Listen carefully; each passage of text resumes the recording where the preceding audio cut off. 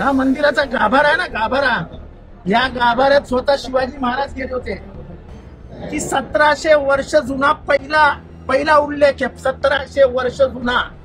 राष्ट्रवादी काँग्रेस शरद पवार गटाचे आमदार जितेंद्र आव्हाड यांनी मंगळवारी तुळजाभवानी मातेच्या मंदिराला भेट दिली होती। यावेळी त्यांनी मंदिर संस्थांकडून सुरू असलेल्या गाभारा दुरुस्ती आणि विकास कामाची पाहणी केली। त्यानंतर त्यांनी राज्य सरकारवर गंभीर आरोप केला आहे। मंदिर संस्थान करत असलेल्या इतर विकास कामाला माझा विरोध नसून देवीच्या गाभाऱ्याची गरज नसताना मोडतोड का केली जाते असा प्रश्न त्यांनी उपस्थित केला।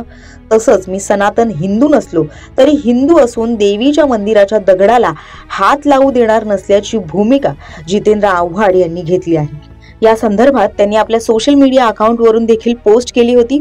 तुळजापूर येथील आई तुळजाभवानी मातेच्या मंदिराचा गाभारा पाडण्याच्या बेतात हे राज्य सरकार आहे। हा आमच्या संस्कृतीवर आणि आमच्या श्रद्धेवर घाल आहे। छत्रपती शिवरायांच्या पदस्पर्शाने पावन झालेलं हे मंदिर नुसतं मंदिर नसून लाखो करोडो भक्तांच्या आस्थेचं प्रतीक आहे, असं जितेंद्र आव्हाड यांनी आपल्या पोस्टमध्ये म्हटलं होतं। त्याचबरोबर त्यांनी मंदिरातील एक व्हिडिओ देखील पोस्ट केला होता। तुमची परवानगी आहे? हे मंदिर हजारो वर्ष जुनं आहे, हजारो वर्ष। हे पाडायची तुमची परवानगी आहे? नाही। या मंदिरावर तुमची श्रद्धा आहे? हे मंदिर ते म्हणतात पाडून टाकायचं। हा मंदिराचा गाभारा आहे ना, गाभारा, या गाभाऱ्यात स्वतः शिवाजी महाराज गेले होते आणि हे मंदिर आत्ताचा इतिहास असं सांगतो की 1700 वर्ष जुना पहिला उल्लेख आहे, 1700 वर्ष जुना, 1700 वर्ष जुना उल्लेख असलेला हे मंदिर पाडायला तुमची मंजुरी आहे? मला हात उचलून सांगा बरं, तुमची मंजुरी आहे? जोरात सांगा नाही।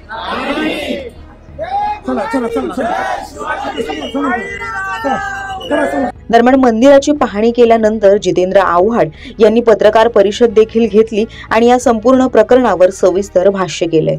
ज्या गाभाऱ्यामध्ये स्वयं शिव छत्रपती शिवाजी महाराज हे या देवीचा आशीर्वाद घेऊन रयतेचं राज्य स्थापन केलं, गाभारा तोडायचा।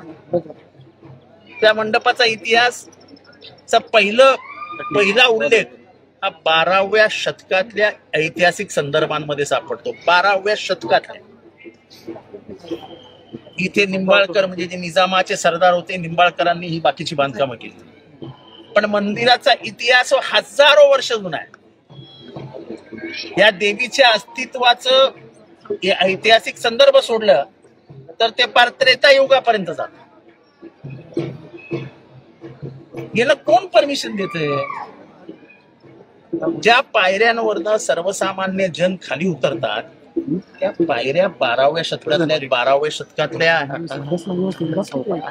तुम्ही या 12व्या शतकातल्या पायऱ्या काढणार म्हणजे दर 5 वर्षांनी इथला जो कोणी असेल त्याचा 200 कोटी रुपयाचा घरभरणी कार्यक्रम आजपासून सुरू झाला। यांना इतके भीक लागले? बरं, शासनाने पैसे पाठवले का? नाही। मंदिराच्या भक्तांकडनं आलेल्या पैशातनं ह्यांची मौजमजा चालू।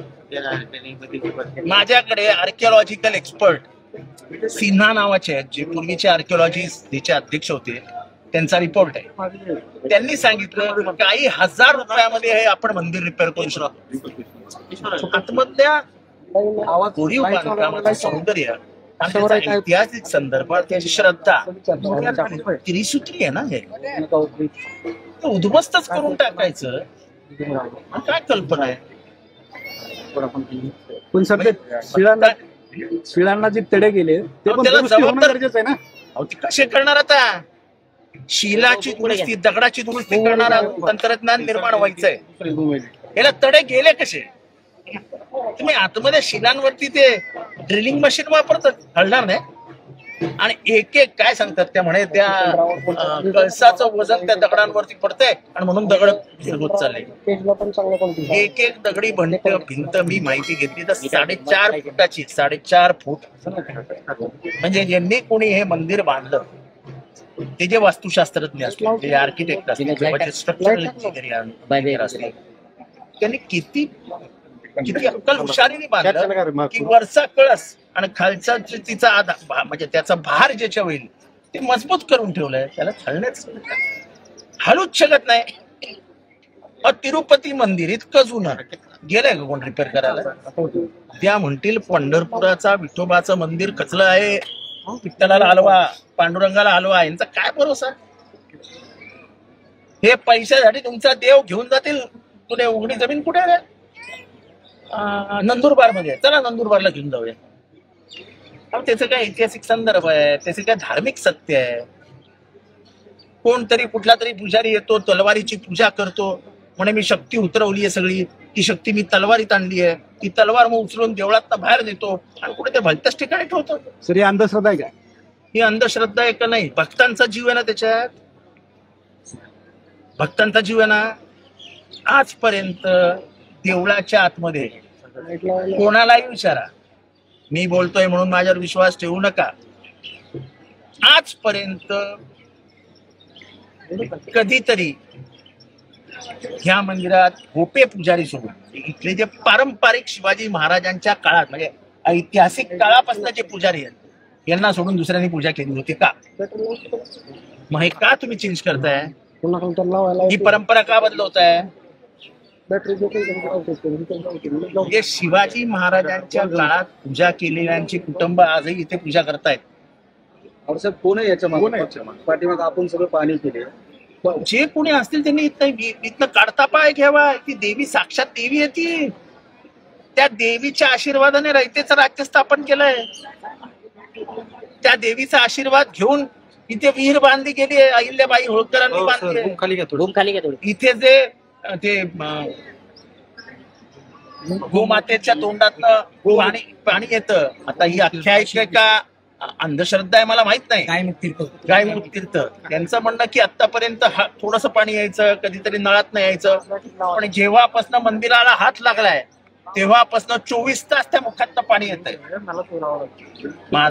मला ह्याच्या संबंधी काही बोलायचं नाही, पण लोकांच्या श्रद्धेला हात लावून माझं म्हणणं असं आहे, जे तुम्हाला करायचंय तुम्ही काही करा, देवीच्या गाभाऱ्याला हात लावायचा नाही.